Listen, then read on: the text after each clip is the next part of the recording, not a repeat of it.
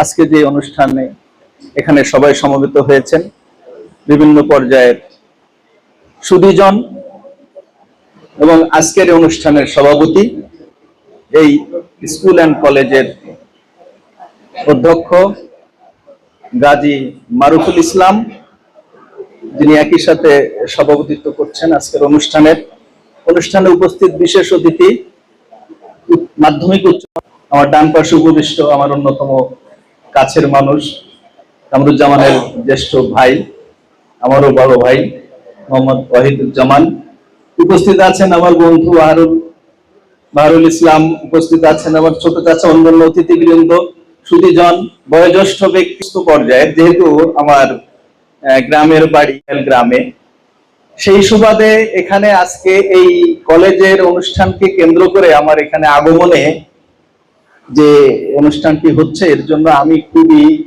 আবেগে আপ্লুত। আমার অনুভূতি জানানোর ভাষা সেই অর্থে নেই। কিছুটা স্মৃতিচারণমূলক পর্ব আমরা অধ্যক্ষ মহোদয়ের কক্ষে বসে করেছি, সেখানে আমাদের অনেকটা সময় অতিবাহিত হয়েছে। 11:15 আমরা এখানে উপস্থিত হই।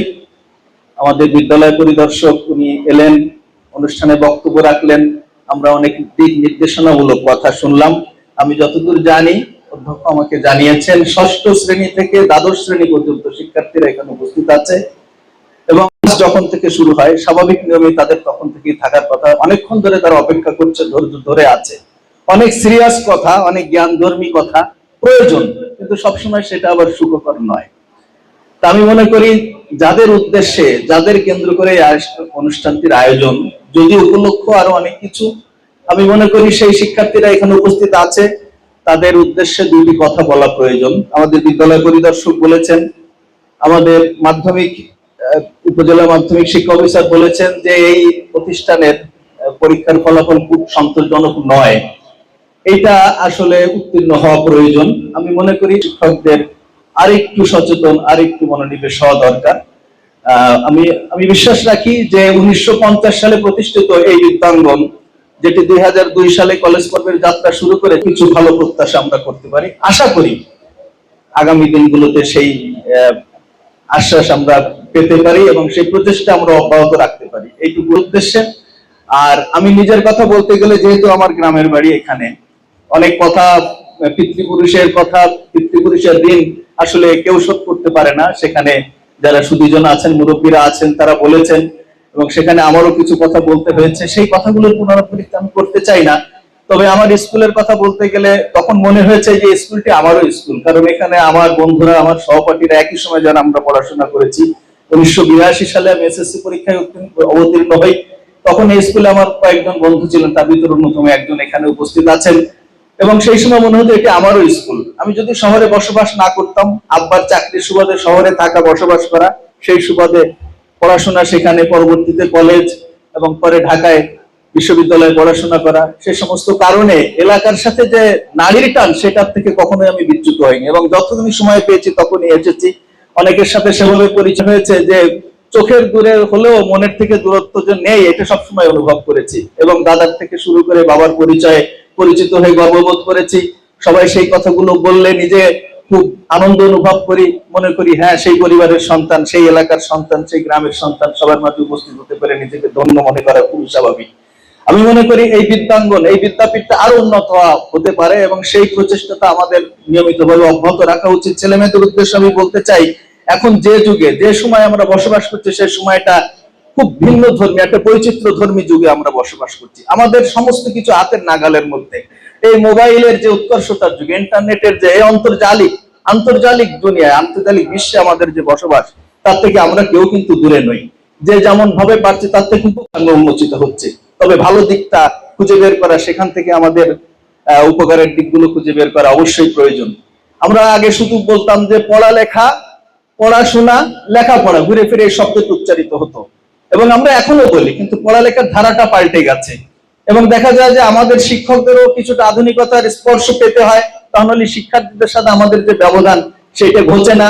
শিক্ষার্থীরা দেখা যাচ্ছে তার পাঠ্যপুস্তকের বাইরেও তারা নানানভাবে অনেক কিছু জানতে চায়, কৌতূহলী হয়, কিন্তু সেই অংশটা, সেই বিষয়টিও আমাদের খেয়াল রাখতে হয়।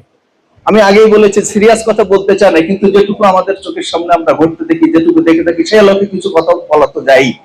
আমি মনে করি তোমাদের অবশ্যই যে ছাপানো পাঠ্যপুস্তক, যে পুস্তকটি তোমাদের দেওয়া হয়, সেটা অধ্যয়ন করা আগে থেকে। পারিবারিক সমস্যা থাকে, সামাজিক সমস্যা থাকে, পড়াশোনার বাইরে অনেক কাজ করতে হয়।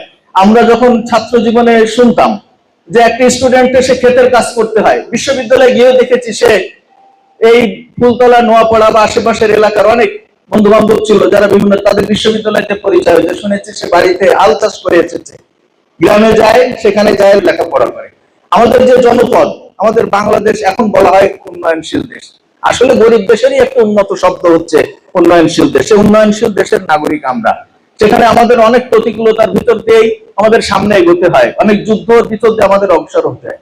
তবে আমরা যদি এটা ভেবে দেখি পৃথিবীর অন্যান্য দেশে কি হচ্ছে, আজকে প্যালেস্টাইনের দিকে যদি তাকাই, সবকিছুই হচ্ছে, সেখানে লেখাপড়াও করছে। এর থেকে তো বড় উদাহরণ পৃথিবীর বুকে আর কিছু নাই। ফলে আমরা অনেক ভালো আছি। আমাদের এই বাংলাদেশ অনেক ভালো, অনেক বিশ্বের অনেক দেশের থেকে, বিশেষ করে আফ্রিকা, ল্যাটিন আমেরিকার অনেক দেশ, শত শত, হিসাব করলে শতাধিক দেশ আমাদের দেশের থেকে আরো নিম্নতম পর্যায়ে অবস্থান করছে। তা আমি বলতে চাই, ছেলে মেয়েদেরকে ভালো দিকটাই দেখি, বিভিন্ন পর্যায়ে বিভিন্ন প্রতিষ্ঠানে যে চিত্রটা লক্ষ্য করি, বা আমরা নিজেরাও শুনেছি যে শিক্ষকরা বলেন যে ছাত্ররা স্কুলে আসে, কলেজে বা শ্রেণীকক্ষে আসে না, আবার ছাত্ররা বলে যে স্যাররা ক্লাসে আসে না। তাহলে কোন অভিযোগটা সত্য? এটা তো পরস্পরের পরিপূরক। আবার অনেক দেখা যায় যে অনেক শ্রেণীকক্ষে শিক্ষার্থীরা বসে আছে, শিক্ষক বলে আজকে তোদের ক্লাস কেমন, আজকে বাড়ি চলে যায়। মানে আমি বলছি যে এটা নির্দিষ্ট কোনো প্রতিষ্ঠানে না এরকম, কিন্তু এই বাড়ি যে বিদ্যা শিক্ষা দিতেন, আমি আশা সেটা হয়তো সম্ভব নয়, কারণ সময়ের সাথে সাথে আমাদের সমস্যা বেড়েছে, সম্ভাবনা বেড়েছে। আমাদের এক সময় অনেক সুবিধা থেকে আমরা বঞ্চিত ছিলাম, আমি সবার কথাই বলছি।